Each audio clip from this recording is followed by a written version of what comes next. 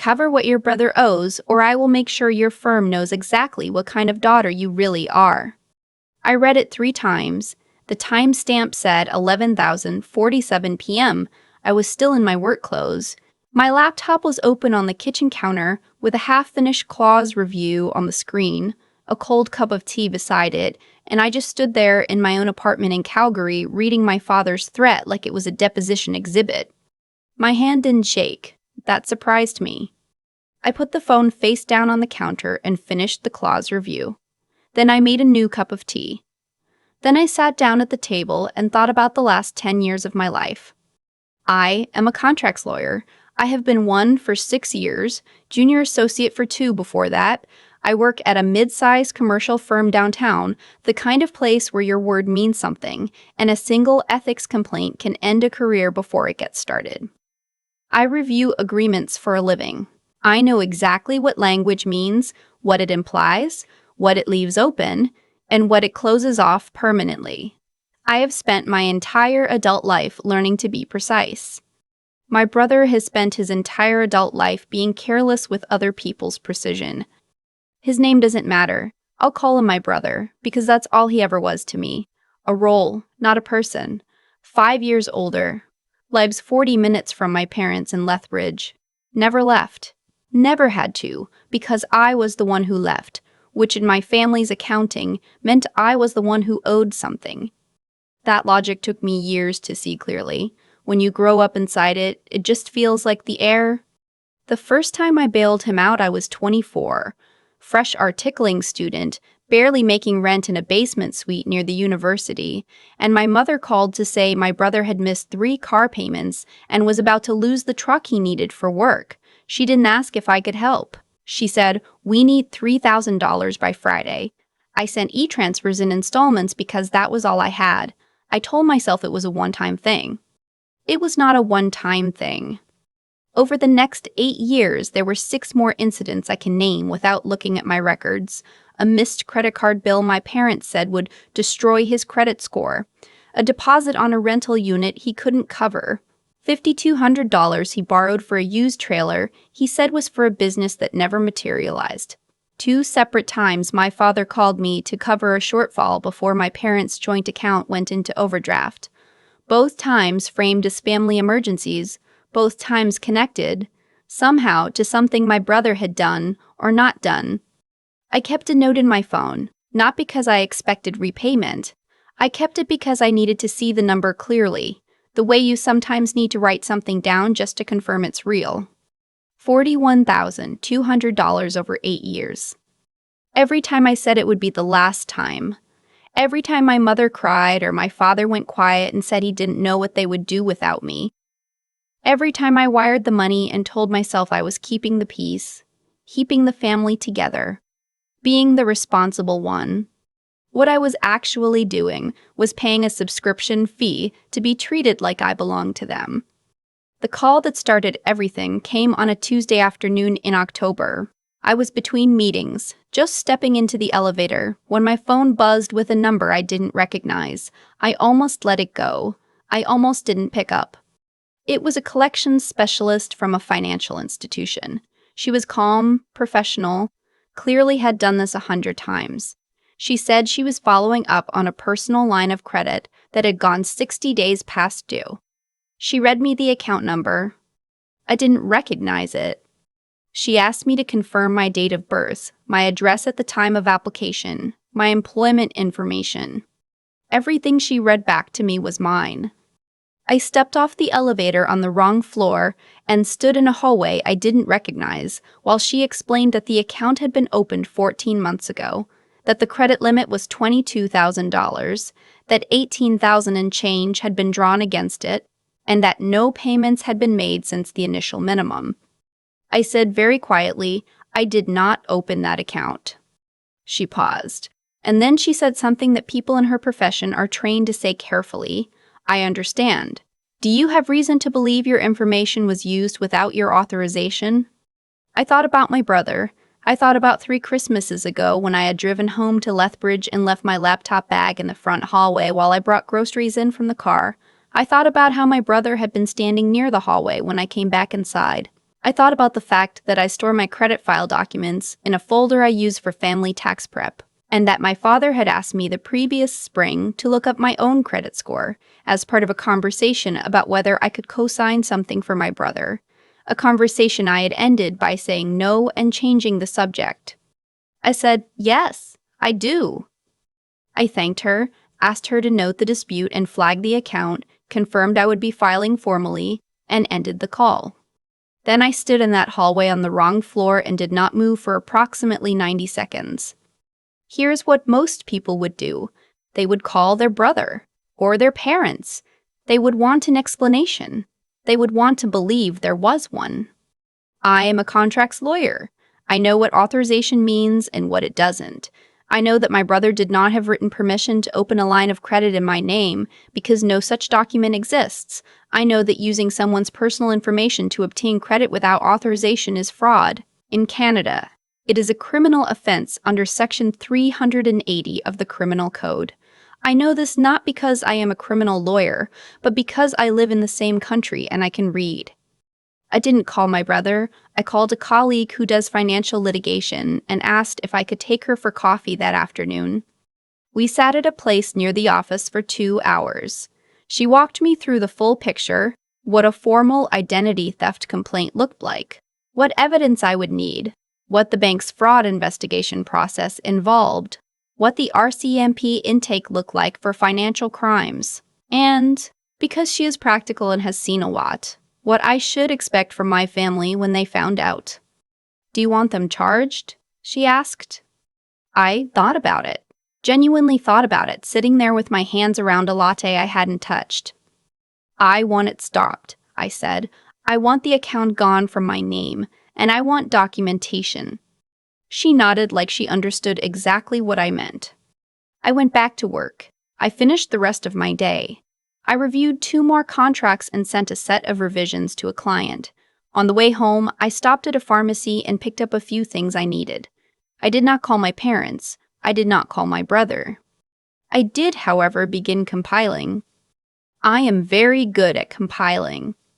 Over the next 11 days, I gathered everything, my full Equifax and TransUnion credit reports, both of which showed the fraudulent account, my own financial records going back 2 years, which showed no activity associated with that account from my end.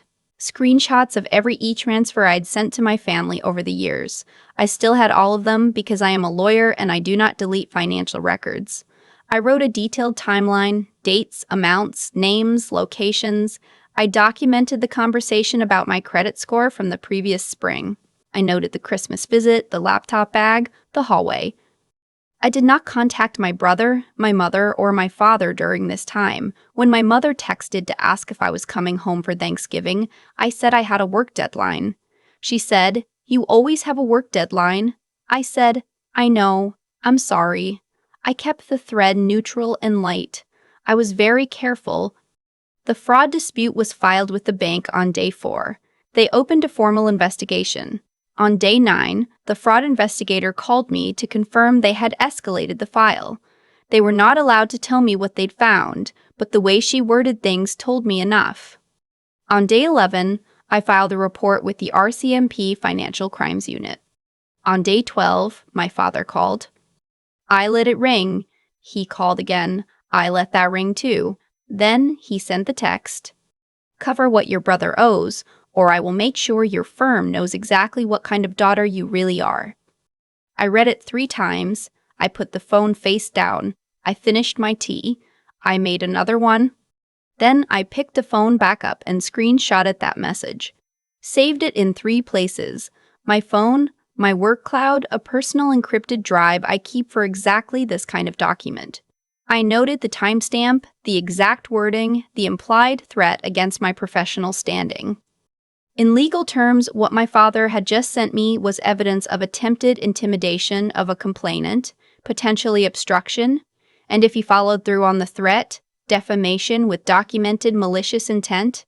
I know this because I am a lawyer. I know this because I read the text the way I read everything, for what it actually says, not what the person sending it wishes it meant. I was not afraid of my father making calls to my firm. My firm knows me. I have been there for 6 years. I have never had a complaint, never missed a deadline, never given anyone reason to question my character. My father, on the other hand, had just sent written evidence that he knew about a fraud committed against me and was attempting to leverage it to protect the person who committed it. That message didn't scare me. It completed the file. What I did next is the part that people, when I've described this to the few close friends I've trusted with the story, tend to look at me with something between admiration and mild alarm. I booked a flight to Toronto. Not because I was going to Toronto, I booked a return ticket, Vancouver to Toronto. Date set about 3 weeks out, using a credit card I only use for personal travel, leaving it visible in my browsing history on my home laptop. I made a casual mention to my mother in a text a few days later, just a passing comment, that I might be heading east for a work conference. My mother tells my father everything. My father tells my brother everything. What I was actually doing was preparing to leave Calgary entirely for a period of time. I had already spoken to my firm's managing partner, briefly, professionally, with just enough context to flag that I was dealing with a family situation that might require me to work remotely for a few weeks. He was understanding. He's a good manager. My actual plan was different, but that information stayed with me. In the meantime, the bank completed their investigation. My fraud investigator contact called on a Wednesday morning. She confirmed the account had been flagged for third-party unauthorized access. She confirmed that the application had been submitted using my personal data, identification, employment information, a previous address of mine, and that the individual who had completed the application process in person had used supplementary documents that did not hold up to verification. She could not tell me the name on file. She didn't have to. The account was removed from my credit report. The debt was written off as fraudulent. The bank forwarded their findings to the RCMP file already open on the matter. I thanked her. I hung up. I sat at my kitchen table for a while and thought about the fact that my brother had walked into a financial institution, used my information, and signed documents in some form bearing my name or information, and that this had now been confirmed by 2 separate institutions. I thought about the $41,000. I thought about the phone call when I was 24, standing in my basement suite, sending $3,000 I barely had because my mother said we needed it by Friday. I thought about my father's text. I didn't feel angry. I felt, and this is the only word that fits, finished, like a document that had finally been reviewed, revised, and signed off. Done.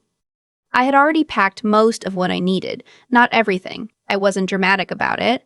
I took my work equipment, the things I cared about, the papers that mattered. I made arrangements with my building manager about my lease. I put some things in storage. I told exactly 3 people where I was going. My closest friend in Calgary, the managing partner at my firm, and my therapist, who had been quietly helping me understand for about 2 years why I kept sending money to people who had never once asked how I was doing. I did not tell my mother. I did not tell my father. I did not tell my brother. On the Thursday morning before I left, I went into my bank and had a conversation with the branch manager that I had booked as a formal appointment. I explained the situation with clinical precision. I explained that a family member had committed identity fraud using my information. I explained that this family member might, at some point, attempt to take further financial action using my identity, or might walk into a branch attempting to dispute the fraud findings or dispute the written-off account, or make some claim that I had authorized the original application. I showed the branch manager the screenshot of my father's text. I explained what that text meant in context. The branch manager was a quiet, careful woman. She read the message twice.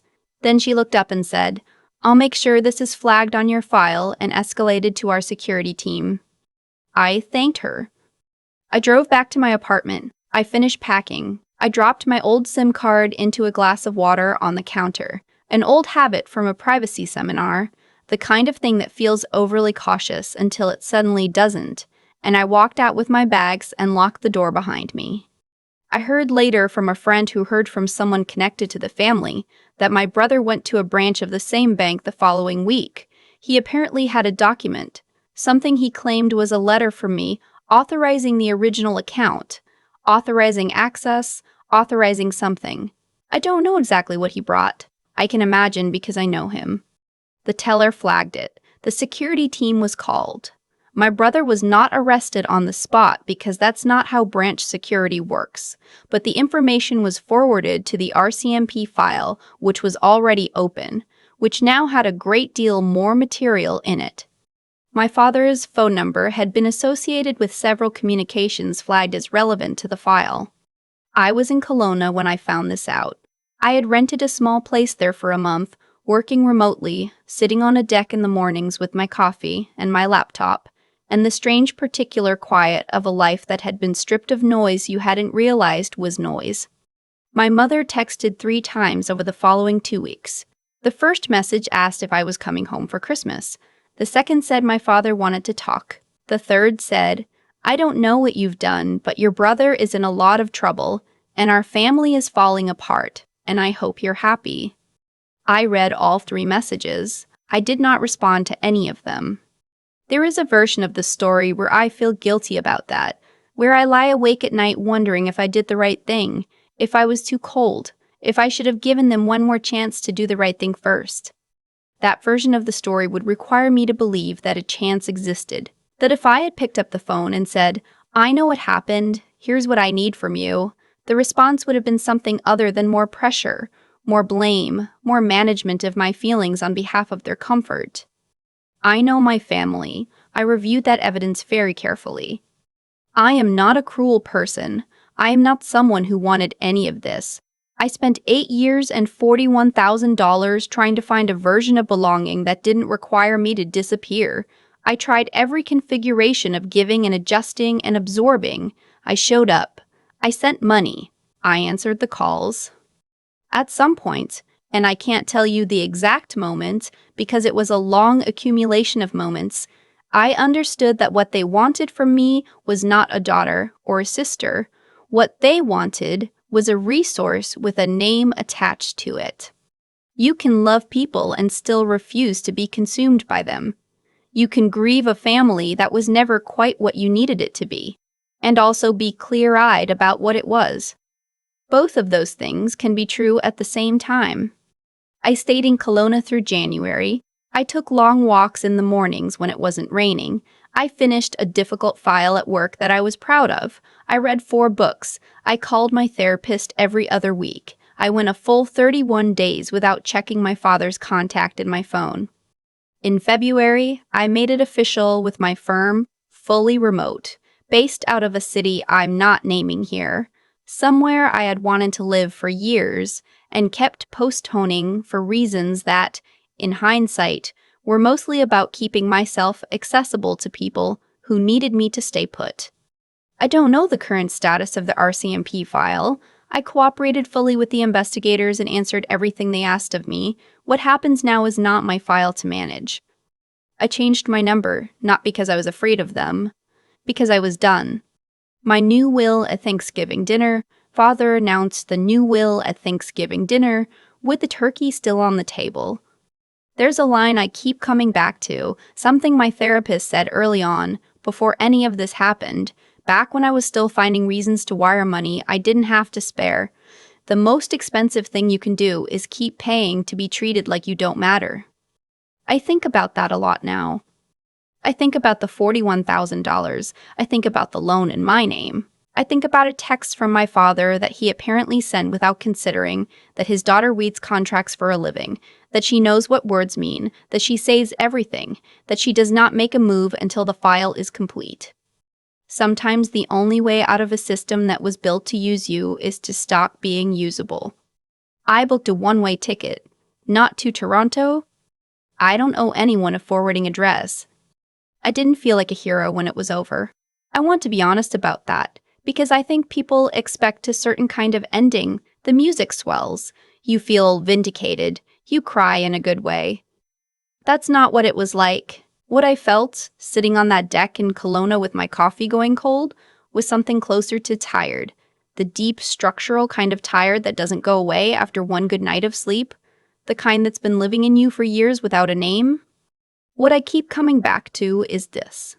None of it had to happen.